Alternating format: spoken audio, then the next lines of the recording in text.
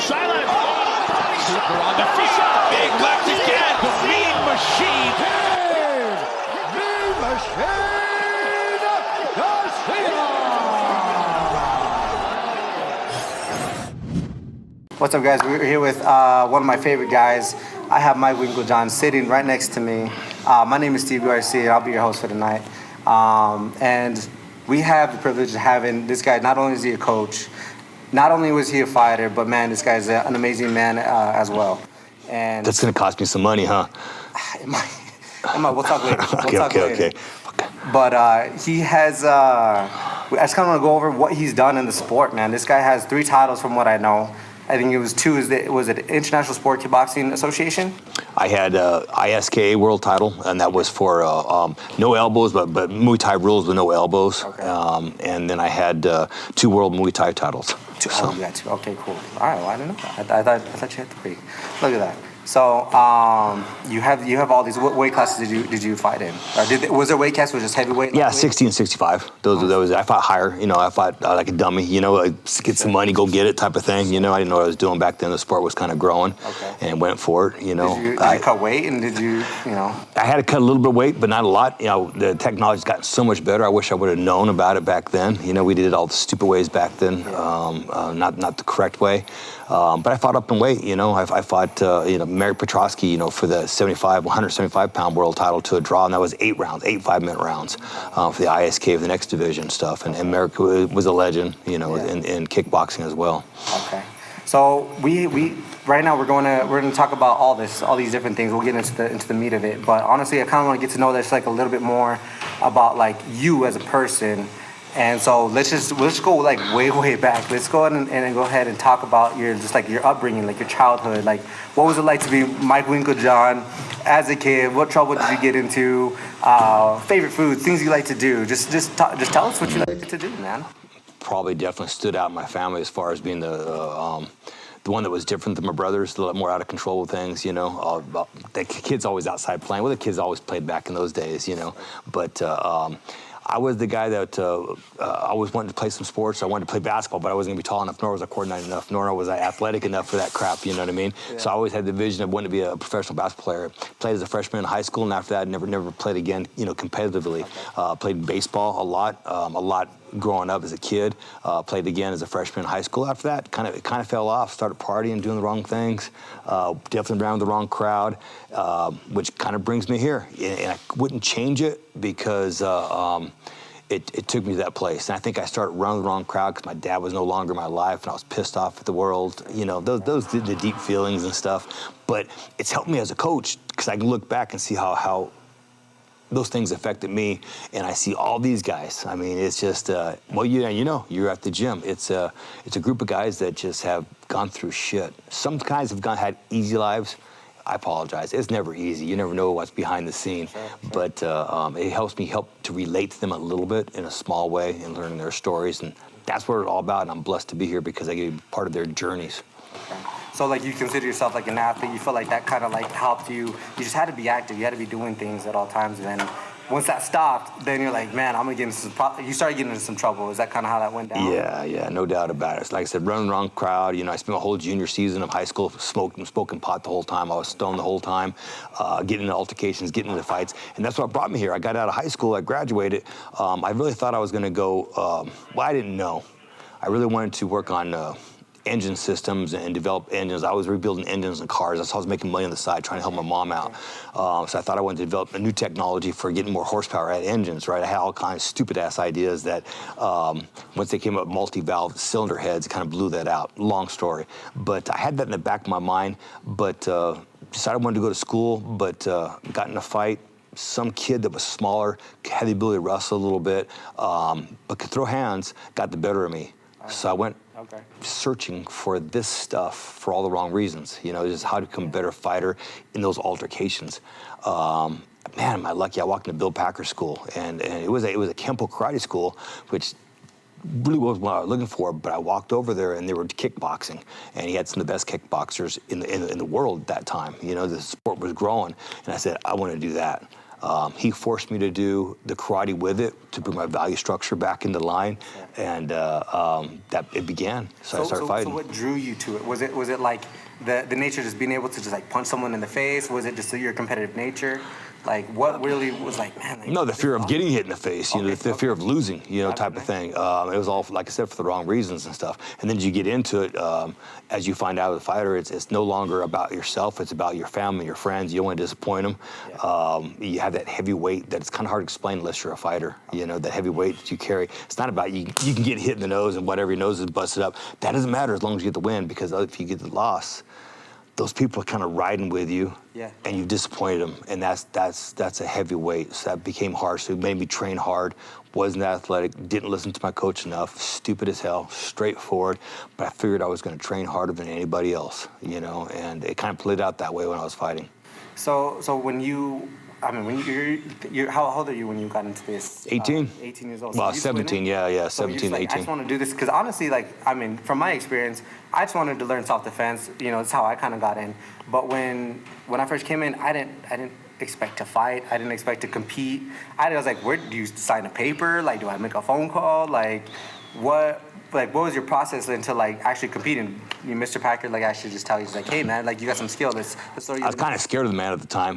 He was become kind of a substitute dad in many ways because it's time to fight type of thing. Okay, So within 6 months, I had my first fight of training, and I had my 4 amateur fights, and I turned pro. So I turned pro with actually a little less than a year of training, and it began, you know. And then it took 17 years. It's just on and off, on and off. We had the ESPN fights. You can still see some of those damn things on ESPN Classics. Back when I used to wear the pants, and you weren't allowed leg kicks. Then I was figuring it out. I fought some guy out of Thailand in the Olympic Auditorium, and all the Americans got dusted, and he beat the crap out of my legs. And I lost, and all the world champions lost that night to Thais. We didn't know anything about it. We were at the beginning of the sport, you know? So I learned it. It became my thing. And then I went to leg kick and throw knees, and I got into more than the Thais type of attitude of training, and went that direction. Of course, then, you know, we didn't have the ISK anymore on TV, the PK before that I fought on.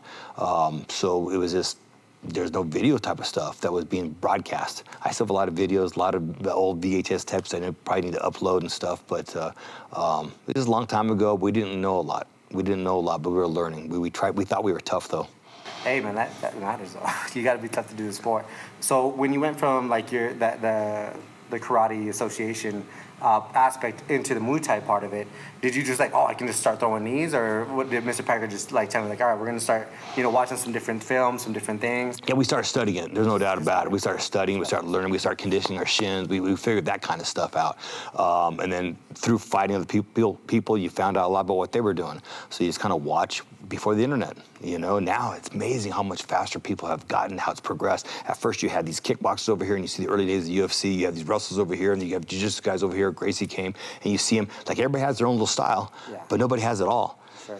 Shit, now with the internet, everybody has all of it. I have 19-year-old kids here at the gym, as you know. Sure. I think that can dust a lot of the old timers, you know, because they're learning it from kids, and they're learning faster. They're learning the techniques. They're not wasting time on pretty stuff or dumb stuff that doesn't work. They're just getting right to it. I think that's why it's important to have someone that's like really, really, I guess, immersed, and just, this is not gonna just yank your chain a little bit, you know, let's just be fancy, let's do all this stuff like that. Like, let's learn the basics, learn the fundamentals, and then we can build from that. So I think that's awesome. And I'm honestly kind of I'm a person that kind of came from that, you know, like, I feel like, you know, I've always had that fundamental from you, and I feel like it's really made a big difference in my career. But when it comes to all this stuff, was Bill Packer like your inspiration? Like, you saw like, I want to be like that guy? No, it was some of the fighters. It was Frank Holloway, gifted athlete, Craig Fawcett, like the fastest human being in the world. He knocked me out with a jab one time. Not knocked me out, dropped me with a jab, and he fought like a 125. It was John Moncyle, who had become a helicopter pilot, crazy guy in our forces. It was these guys that when I walked in the gym the first day, I was like, wow. I want to be like those guys. They were just a different level, you know. I never let them know how much I thought of them that way. But it went from there, beat the crap out of me every day, where I was nervous before I go spar. I was kind of scared a little bit. I have to go to the bathroom many times, to then became a war. And then when I came walking in, and one of the guys that was world champion at the time, he'd say, "There's no way, Wink, there's no way I'm gonna kick your ass tonight." You know, we knew we were gonna go to war, you know, in the gym. Probably wasn't the best thing in the world for our brain cells, as you can tell, but it did a lot for us. You know, it did a lot for me.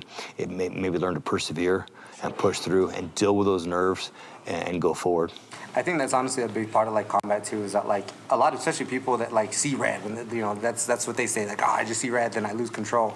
When you come in the sport, like you can see red all you want. The other guy's seeing clearly, and he's gonna punch you in the face. It's gonna hurt, and it's happened over and over again. Oh yeah, it's like Mr. Pack would say it. It's a Chinese philosophy. It's like fire can be your best friend or your worst enemy, right? You know, you can cook with it. You can melt steel with it and stuff, or it burns down the whole forest and your house. So you have to learn how to control that rage, that fire. Okay. And so how long was your fight career? 17 years. 17 years? Okay. Yeah. It was... And so were you coaching in between? Oh, yeah, like, definitely got going. What happened, it would start, take off time. Well, next fight's going to be the big fight, you know, type of thing. Toward the end, I was fighting something called Draka. I was fighting with the Russians. It was a combination of wrestling and kickboxing. And that's what started this journey, because at the same time you're seeing Gracie came out with the UFC, and I'm trying to figure out what the heck he's doing. It looks to me like he's having sex with some guy's arm. And I'm calling my friends going, what's going on? What's going on? I ran into an All-American wrestler friend of mine, Chris Luttrell, and I said, let's figure this thing out. We start wrestling, you know? And then I got the Gracie VC, the tapes, and I was trying to show Chris arm bars and things, and he goes, let's just wrestle. Well, fast forward that, 6 months, and he was also traveling around the country and learning from these guys, and then it switched, and he became the guy. And he told me, hey, one day, I got this kid I want you to meet, Greg. His name is Greg Jackson. And it began, I met Greg, and he locked me up and was experimenting on me on the ground. I'm trying to figure this stuff out. How's he doing that? And I started helping him out with the few things I knew, and he started helping me out with his, and we became good friends, working with each other all the time. And how cool is that we stayed together this whole time, and here we are today. I think it's crazy because like you guys are literally in the same state pretty much. You're in the same city. You guys find each other, and you guys become, this duo that just kind of just blew up. So like when you became a coach, was it just the easiest transition? You're like, man, like you always just had like that. I'm a fighter. I'm I'm not a coach. Well, you know how it was important. It was so important to a fighter, as you know. It was one of those things. I had gyms, right? So it was just an offshoot of the gyms. You make your money off the normal student, but you get your reputation, you get your pride from the fighters, and it kind of keeps you involved in it. Plus, they ask, they want help, and it's kind of hard to say no to people sometimes. And so I don't know. I think the right place at the right time, maybe a lot of luck. No doubt about it. We had a lot of luck. We were right there at the beginning of the sport, trying to figure this whole thing out. Greg taught himself. Nobody taught Greg. I had Mr. Packer, and I was learning on the way for the starting point of it, and then we just put our heads together and kept growing. But Greg has a genius mind that he just sits down and thinks about it, and it's just problem solving in his mind, and so I learned from that. I learned to sit back and think about it. I learned a bit from Greg, even though he's much younger than me. How to problem solve and how to figure things out from the outside, which I think has helped a lot as coaching. Because I can sit out and watch a fight and look at it and not stay away from the emotion, usually, not always, and go, okay, there's a problem going on right now. How are we going to solve that? How are we going to defeat that? Sure. So what do you think elevates you as a coach now? Now we're talking about being a coach. Like, there's got to be a couple things because you are a standout coach in the MMA world. And I think that like a lot of people that are interested in fighting at some point, maybe their careers end, and this is their world. They just can't get away from it. But they need to have something like, man, like how, like explain to us how like you think. Usually people come to Albuquerque because they see my good looks, and they want to come to Albuquerque for that. It's not because of the crime or the education system at all. Now, you know what I think it is? I'm a truth teller. I tell people the way it is. I'm 100. Usually that's the way it is if you keep doing that, you can get your ass knocked out. I'm the bad cop, Greg's the good cop. And it's kind of worked out really well, that yin and yang, you know what I mean? Greg's like, yeah, that's great, just do that again. So he's teaching them through the positive reinforcement. And I'm doing the negative reinforcement a little bit with them, trying to bust their balls, but sometimes I think they've missed out on that in life sometimes. Someone that says, really? You're gonna sit around all day long, you're awake for 16 hours, and you're gonna work out 2 hours, and you're not gonna do something to better your life? You're useless. Not the guy that's gonna pat you on the back. You don't need to be that guy. You want to be told the real thing. If you're not doing good, you're not doing good. If you're doing something that you probably need to be better at, be better at. Oh yeah. And I think as a coach, I think what's helped is knowing that I'm not that good at so many things, and surrounding myself with people that are much smarter than myself, you know, and putting the team together. I think I'm pretty good at putting that together and sitting down, and I can walk out on a mat and I can go, shit, that kid keeps falling for that same move wrestling-wise. And then I go, man, I'm not exactly sure what he should do, but I can go talk to somebody about it, Greg or one of the wrestling coaches, and I say, this is happening. Fix it for me, and then tell me what the fix was. You know, good, Coach. Like I feel like you kind of just don't really play with your ego too much when it comes to getting everybody's opinion and trying to understand like how we could be better. Well, what I found over the years is that we all have egos, no doubt about it. But at first, I know it's coaches, and it's still to this day. You hear coaches all the time is they want their fighter to win with their stuff. Yeah. You know, so a stand-up coach, they want their fighter to win with stand-up. And we kind of all do. It kind of makes you feel good. The wrestling coach, the same thing. But they don't sometimes sit back and stop and let them win the best way they can. You know, the easiest path to victory. And they fail a lot of times, if that makes sense. They want to be the star. And what they all have to figure out is let your student be the star, and you'll rise with them. If that's what it's all about in your mind, which is kind of shallow, but it's not about you, it's about them. No, man, honestly, I couldn't agree more about that. So when we're talking about this coaching and stuff like that, but what would you be doing if you weren't doing coaching? Like, I don't know now because I got more in business or real estate. I think more real estate type of stuff. At first, it was the mechanical engineering type of thought process I had. I wasn't that smart, but I had my older brother's a nuclear engineer and in the Navy and stuff, and at the Pentagon. He's super smart, even though we'd had no money and stuff. He went and figured out how to do that. It's definitely business. You know, what's happened over the years, I pulled away from the kickboxing thing early on before Greg and I kind of tied together, and I started developing property and started taking risks. I'm kind of a risk taker that way, and I would do a lot more, and I probably have a lot more money I have now if I wasn't doing this stupid shit, you know, is with fighters. But I like the fighters. I want to help them with their dreams. I get a lot out of that. It changed my life for the better.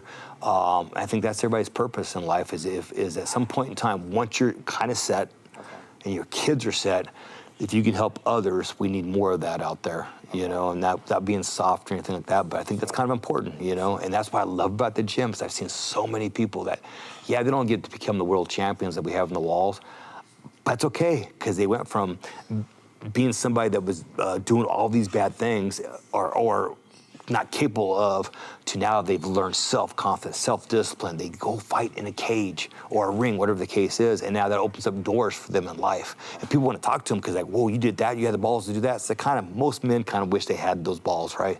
It opens up doors, and then they bet themselves. And as long as they can take care of themselves and their family the rest of their life, that's a win for me. Sure.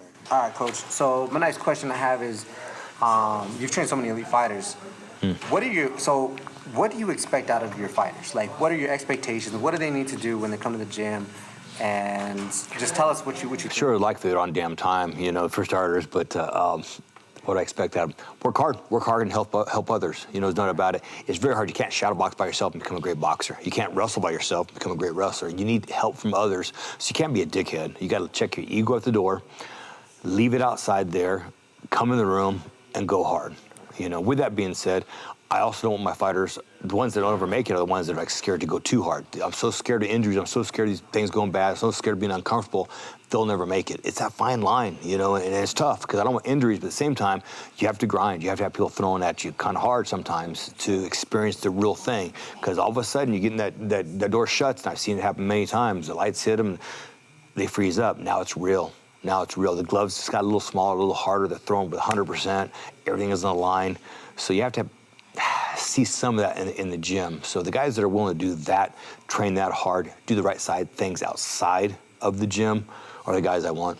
Those guys you want. So, like, do you guys recruit? Do you like to? How do you pull these fighters in that you? Recruiting is tough in many ways. We live in Albuquerque, and not many people want to come to Albuquerque because the nightlife. Maybe the young guys want that nightlife. They want to have that fun. They want things to do. It has its advantages. It has some great things. There's nothing else to do but train. But the higher level guys, it's hard to get them here because of our politics-wise. It sucks. And, you know, our school system's probably the worst in the country. A lot of crime. It's hard to make a lot of money out here. We're dependent on the government for wealth. So it makes it hard for people to bring families here, right? So it's hard to recruit those high-level guys. That makes it kind of rough. But it's home. It's where we're at. We have the high-altitude training. We have Greg Jackson as well, so that helps as well as knowledge and strategy. so that's what brings people here. Recruiting, we don't do a lot of recruiting. You know, we tell people they're more than welcome if they want to come in. I won't go steal somebody from another coach. Okay. Once they built that bond, I'm not going to lie to them and go suck up to them. A lot of coaches will do that. I won't do that. If a person legitimately needs to get away, change something, I try to get their old coach involved with them a little bit. Hey, let's start working together on this thing, and I'm more than welcome. If not, whatever the case is, yeah. When we opened up this newer facility in 2015, we didn't have the money. Well, I didn't have the money that you have like in a lot of other cities. So how are we gonna get? We wanted to get better wrestlers. So our thought was, hey, Russia's got a whole bunch of wrestlers, you know what I mean? They can't come to America because they can't afford an apartment, they can't afford that type of stuff. So we thought, if I can develop dorm rooms, because I have this little bit of real estate knowledge, a little bit, and apartments where people can come in, do training camps, come in, it's kind of one-stop shop, and then go out, maybe we have something. And it worked. And at first, I hired my manager who speaks fluent Russian with the plan, and it worked. We got all these guys in. I think it brought our wrestling up and helped quite a bit. The hard part about that is they caught up. Now Russia has their own gyms, and it could be even everybody there just kicking ass and taking names. So we don't have that anymore, but it helped kind of get us kick-started. Now it's just really off our reputation. They see our fighter success, what we've done before in the past, and it comes. It goes in waves, you know? It's like we win Ultimate Fighter stuff, and we go down here, and then all of a sudden John wins a fight, world title, and we kind of go down here, and it kind of goes up and down. 2016, 2017 is out of control. So many fighters, killed myself, killed Greg, just going to so many fights, and then it comes back down, you know, a little bit, and you go back up. So it's hard. It's kind of hard to control it all. It gets so out of control. You have to start hiring other people to do things, and that's hard. I'm not real good at delegating, but I've noticed when people have get influenced by people other than Greg and I a little bit too much, we have a lot of failures. Yeah. And that's my problem with managing the whole system. I think we're back in a good place where we're really fine-tuned in on a lot of our fighters that are here, a lot of them that are coming up, and the future is really bright right now. Yeah. So you feel like it becomes more of an issue when there's too many chiefs in the situation? Oh yeah, and that's on me for not controlling it a little bit. What happens is you get a lot of guys that, like I said, coaches want to be stars, you know. And in the past, they're not here now, so I can talk this way. They've had a tendency they look around the room, and I might have been working with them for years and years and years, got them there, whatever the case is, or paid for them in a dorm room, whatever the case is. Greg, and oh, that guy's really good. Hey, let me take your lunch. Hey, let me work with you. Hey, let me do this. And they attach to him. And the fighters like that because, oh, this guy's going to spend a lot of time with me. Yeah. That time's not the important thing. It's because sometimes it's a basic structure that's most important. And all of a sudden, it changes. Well, we start losing those little fights, you know. And I keep spreadsheets of coaches and who they've taught and stuff. And it's amazing when I sit back and look at it and go, stupid. I should have been aware of that when it was coming, you know what I mean?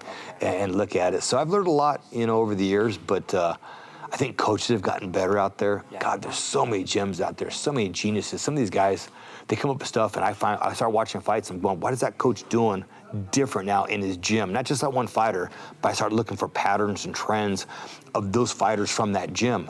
What are they working on? Because that way I know when you're fighting them, I kind of can look at it. Okay, they're starting to work on that a little bit more. So I expect some of that. Even though the kid's never done it before at all, yeah. I know that coach wants it. They want to make their coach happy.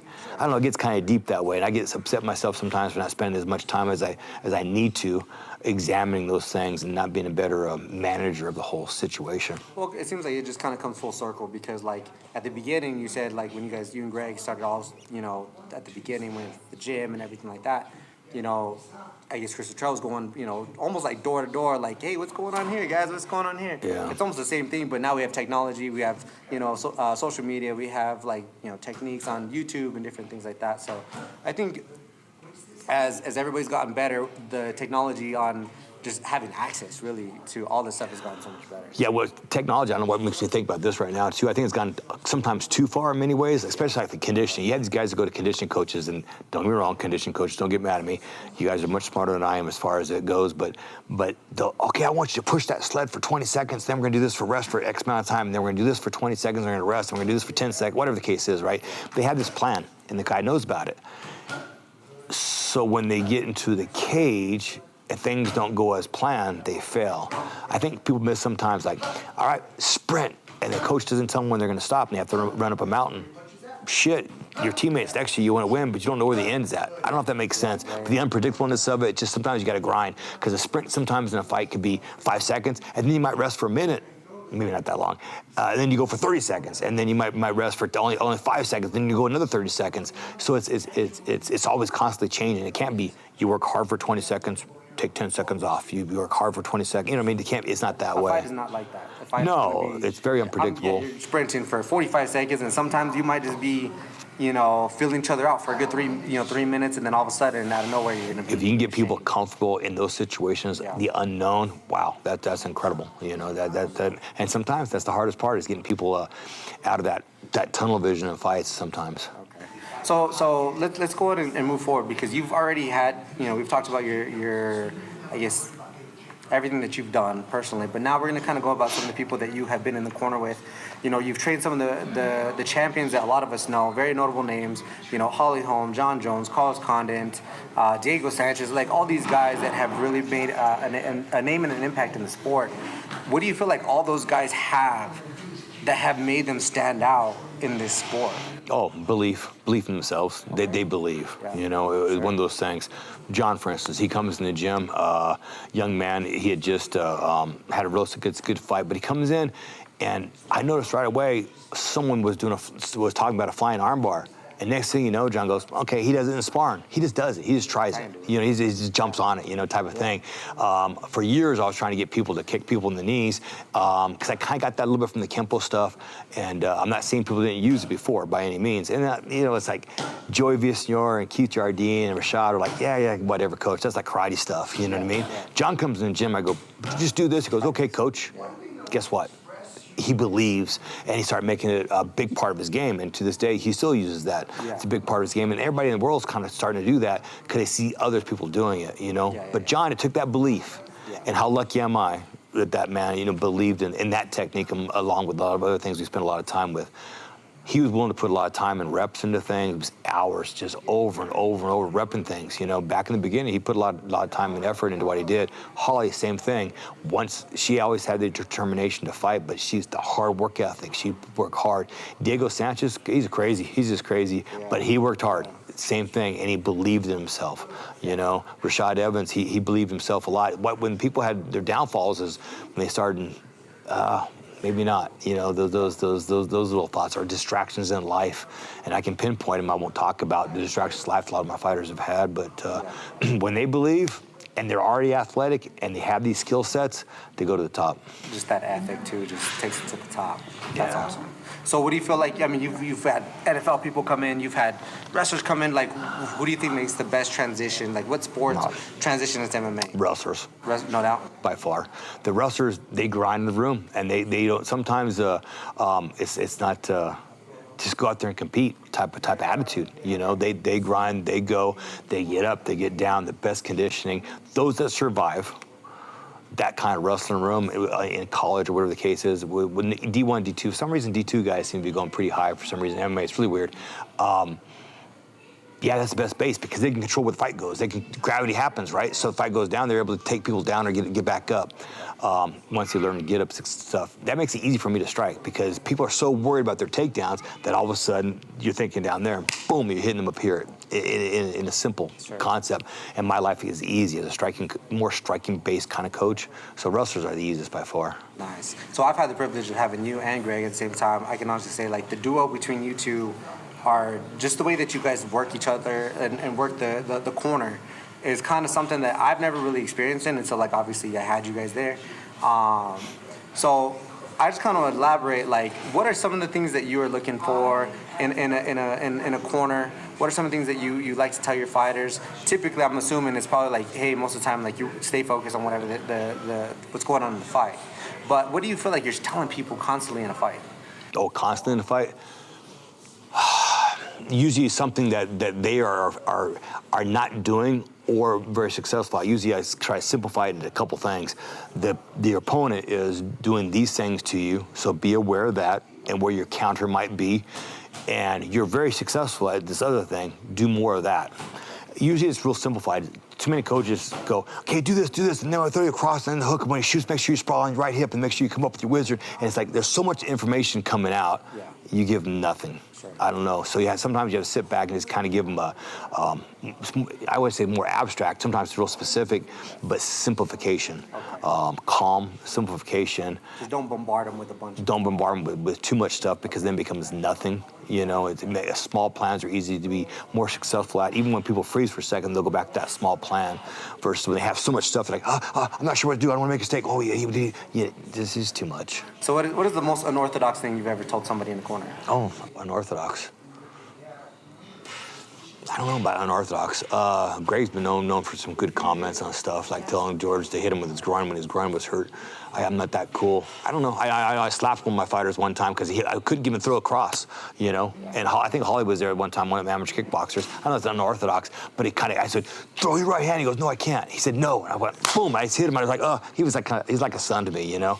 Sure. How messed up that is to say a dad hits a son. I don't mean it that way. But he went out next round, boom, knocked the guy out. You know what I mean? If it works. It was just, some things are just so obvious. So I don't know, unorthodox, I'm not sure if unorthodox, I have an answer for it at the moment. I'm blank, which happens to me a lot. It's all good, Coach. So you've been on sports for such a long time. If you could add something or change something to the sport, what would it be? And then also, like, on the other end of it, like, if you could take something from the sport, like where it wasn't part of the sport anymore, what would that be? Oh. Open scoring. A lot of robberies have happened. I think a lot of pressure be on the judges if the crowd, because they're there, or online people saw what they judged after a round, you know, all of a sudden they feel the pressure. Because I don't know, I believe there's a lot of corruption. I think there's corruption and incompetence. I think it would hold people accountable. I'm big on that. Also, I think it would make the fights exciting. If you know you have to knock that guy out in that third round, you're absolutely sure of that, you're going to go. You're going to go balls to the wall on it. You know what I mean? Yeah. So I think I like open scoring. I think that'd be fantastic. I think to add to it. Okay. Taken from it, gosh, that's a tough one. Take away, I think the control of not enough competition out there, because I think there's not enough money out there for the fighters, because there's not enough competition, because there's no union as such, and that's a tough nut. You know, you look at it and you go, dang, man, if UFC wasn't there, if Dana hadn't done what he did, if he didn't have the balls to do that, right, I wouldn't be sitting here right now as easily, right? Yeah. But with that being said, when the NFL and the NBA are paying out over about 50% or whatever the case is, whatever the number is, and fighters not making as much, it's like, damn it, that sucks too, you know, because, yeah, we all want more money. As a coach, you get a percentage usually, you know, usually get something, and we all make more money. So I guess that would be a nice change, you know, there's no doubt about that. How you feel about, like, the 12-6 elbow? You want to keep that in there, like the touch? The thing about the 12-6 elbow is that could kill somebody. It's a special technique, I've been told, that is so dangerous. No, I'm just kidding. Yeah. No, you get a little spin on it. No, yeah, get rid of that. That's kind of a crazy rule. It doesn't make any sense to me. I mean, you're not supposed to be dropping down someone's spine anyway. But yeah, get rid of that. The hand touch thing, people have a game. It seems to have gotten better over the years as people are more aware of it. But sometimes there's those things where, was he down, was he up? Yeah. That rule might need to be, I don't know how to modify it. You know, do you really want to kick people in the head? There's those safety things. I honestly think they should probably get rid of that rule as well and just say, hey, you get to go, you got to protect yourself at all times. Too many people playing games. Just take it all together. Yeah, I think so. I think that's the way to go too. All right, Coach, let's talk about, like, MMA and boxing. Tell us, like, what you feel about the two sports, and possibly even, like, some of the brain damage that I feel like, because some people do talk about, like, you actually get hurt more in MMA, you take more brain damage in boxing. Like just give us your insight on any of that. I think you kind of nailed it right there. You know, it's I love both sports. There's no doubt about it. I like MMA a lot more. It's more real, if that makes sense. You know, the boxers get really so damn good at what they have, because all you have to do is perfect those things. You know, the two weapons, and defending those two weapons on this front line. You're not allowed to attack the backs, right? So they have to defend less space, and they don't have to worry about less weapons. MMA's everything. So it's that's why the fight's more exciting, because there's so many more things that can happen in my mind. Gosh, you know what happens is people think MMA is so violent, you know, because you see blood and people are getting hurt, and they say it's in a cage, it's kind of scary. But boxing is get hit in the head, get hit in the head, get hit in the head, get hit in the head. Okay, you're hurt, get back up, get hit in the head, get hit in the head. And it's numbers. It's like kids that played football their life and they're told to put their head down and run at this guy. He weighs twice as much at you and try to move him. Yeah. You know, versus MMA would be like, that guy's twice as much as you, he's running towards you, step offline. You know, Matador his ass, right? But boxing is just that way. It's get hit, get hit, get hit. And then I think headgear has caused a lot of brain trauma, honestly, because you put these big poofy things on your head and they give this false sense of confidence that they can take punches. It's wrong. Now you get hit more. Now this big thing where punches can miss you is absorbing punches because it's hitting this headgear, if that makes sense. Things that actually touch you and slide off if you have grease on your face now are absorbed into this pad. The straight shots can hit you anyway. It would hit you anyway on the chin, so they didn't change that, but you're taking those numbers. And I think brain damage, using headgears, it can help. With cuts. Yeah, it definitely can help keep from cuts. I got That you have to do for fights. You have to use it to keep it from cuts. But other than that, it's just, I think it's worse for the brain because you can't move his head as fast because you have this big thing up on your head. You know, so that's why I think. And we're a game of inches. You know what I mean? You can miss by just very, very small margin, or you get hit by, you know, just beating that Yeah, it's huge. I agree with you 100%, Coach. So like I felt like with MMA you're gonna deal with more arthritis. You know, broken bones, stuff like that. Less some brain damage. I mean, it's still very young in the sport to where we fully. Yeah, you don't see guys hardly at all covering up. They got a guy just hitting him and hitting him and covering up. Why? Because the guy's going to hit and fit in because the guy's hands are too high. You know, it's going to change. I can get the numbers. That's what I love about MMA. It's hard sales pitch to tell people about that, right? And but you do get, I mean, getting hit in the face is obviously going to cause some sort of damage, but a ref will typically step in if there's too many. You know, I'd say that, but in a boxing fight, that's all you're going to see is body shots and head shots. Oh, yeah, you get hit in the head and you hit some more. Now you get hit in the head, the guy's going to fall up on you on the ground.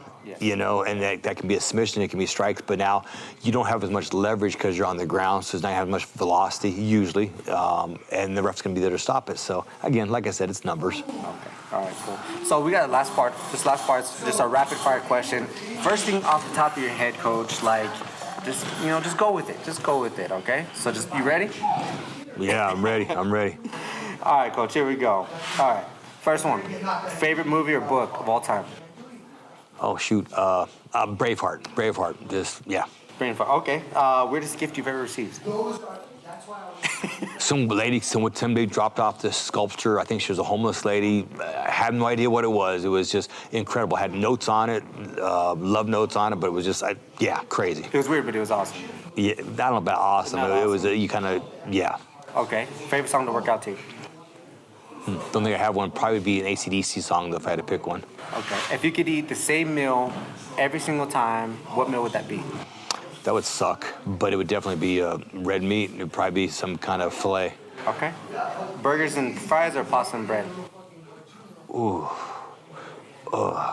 That's a tough one. Burger and fries. Burger and fries, yeah, okay. Sweet or salty? Sweet. Sweet, okay. Who's the go to combat? John Jones. Of the men. Holly Holm for sure, women, because she wins world boxing titles. Okay. If you'd have one superpower, what would it be? Telepathy. Telepathy. Okay, all right. Wedding Crasher or sing a karaoke song? Wedding Crasher, because there's no way you don't want to hear me sing. Okay, last one. If you could sit down and have a dinner with anybody, who would it be? Gosh. A lot of generals of old time, a lot of statisticians. Albert Einstein, though. I'd have to try to figure out how the thinking begins. I don't know. Albert Einstein, huh? Yeah. Okay. I was expecting like Mike Tyson or something. Oh, no, that's cool, Coach. No. Well, that's it for today, Coach. I appreciate you. Thank you guys for coming. I hope you guys. Hope I didn't bore you guys. No, I was happy about it. You know, I'm sure everybody's gonna love the material and everything like that. So, thank you, Coach, for having us, and maybe we'll do it again. Thanks for having me. Yes, Coach, appreciate you. Thank you.